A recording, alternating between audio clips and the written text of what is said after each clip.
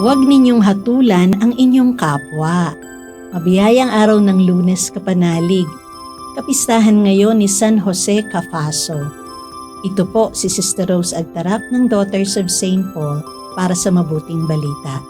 Pagnilayan po natin ang Ebanghelyo ngayon.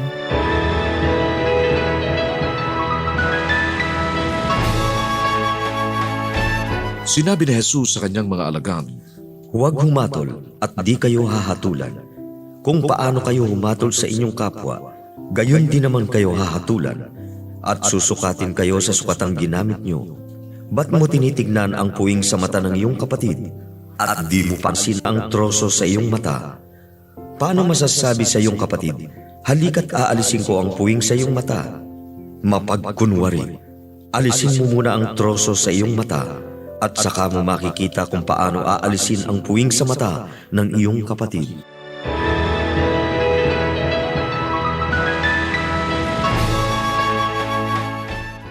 Kapanalig, bakit ayaw ni Jesus na maging mapanghusga tayo sa isa't isa?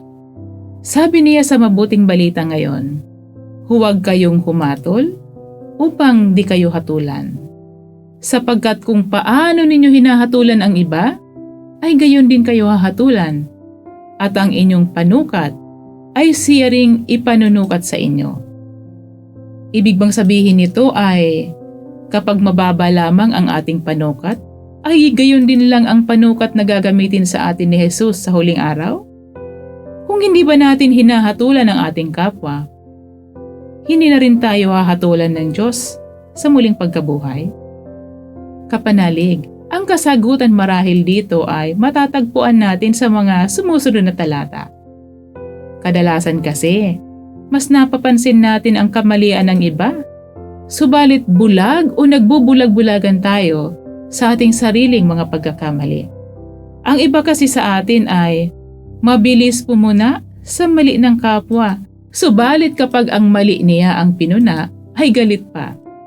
Nang pumasok ako sa kumbento ay natanto ko na hindi ko pala kailangang hintayin na maging perpektong tao ako upang pumuna ng mali ng aking kapwa. Kasi hindi naman talaga ako magiging perfect dito sa lupa.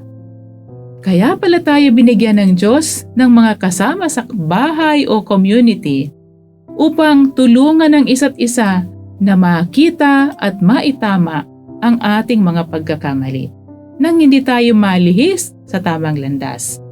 Salamin tayo ng isa't isa, kaya mahalagang maging bukas ang ating isip at puso sa pagtanggap ng fraternal correction. Dahil kung minsan, hindi tayo aware sa ating masamang ugali. Sa bukas na pagtanggap ng fraternal correction, ay lumalawak ang ating self-awareness at maaga nating naitutuwid ang ating pagkakamali.